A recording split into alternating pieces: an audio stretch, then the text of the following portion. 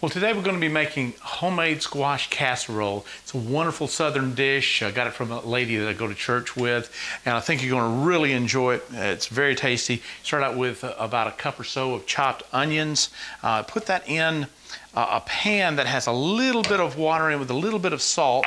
We also have 3 pounds or so of yellow squash. We have the yellow squash kind of chopped up in pieces like that you can see. And bring that water, whoa, that's about all.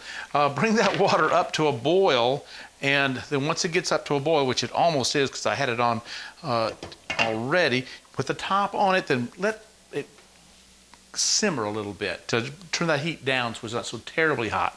You don't need a lot of water in that because the squash itself is going to create some water. And just leave it on there 15 minutes or so till the consistency gets just right, kind of mushy, and then we'll put the good stuff on it. While I'm mashing the squash, it's all cooked down to a nice mush. Before we mashed it, we actually had to drain some of the water off. The squash created so much water, but it's just about right now. It's a nice consistency. And we're going to add some butter to that, about a half of a stick of butter. Mash that around, a little salt to taste. It's always good. And we've let it cool a bit in this process. Actually grated some cheese and some other things that we'll need later. But it's cooled enough now to where we can add a couple of eggs, which will be great. Give it a nice consistency. So we'll mix all this together and mash it up and get it all ready to put in a pan in just a second.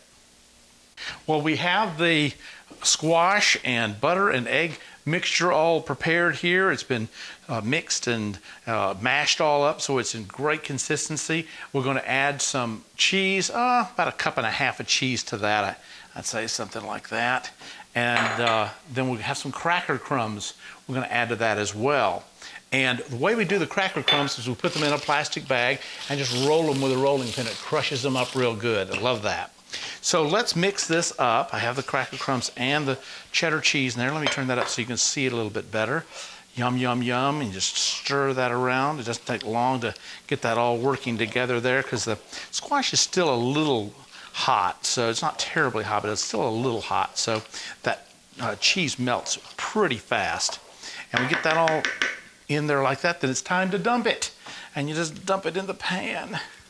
And yes, let's make sure we get every delicious bite. Oh yeah, it's still hot. It's still steaming a little bit there. So let's put that out of the way and spread this boy out a little bit here. Oh, that's just perfect. That's just the perfect amount. Just the perfect amount.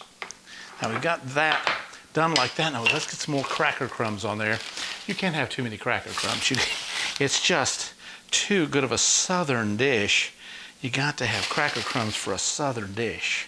So I'll put all of these cracker crumbs on here because they're going to, this is going to go in the oven at 350 degrees for 30 minutes or so, something like that. But you may want to watch it towards the end because these cracker crumbs that I'm putting on right now just might get a little too hot. So you don't want them to over brown. If they do get a little too brown, put a piece of aluminum foil over them and that'll keep them from getting too terribly brown or over brown. And yes, this is a southern dish. I'm putting even more butter on the top.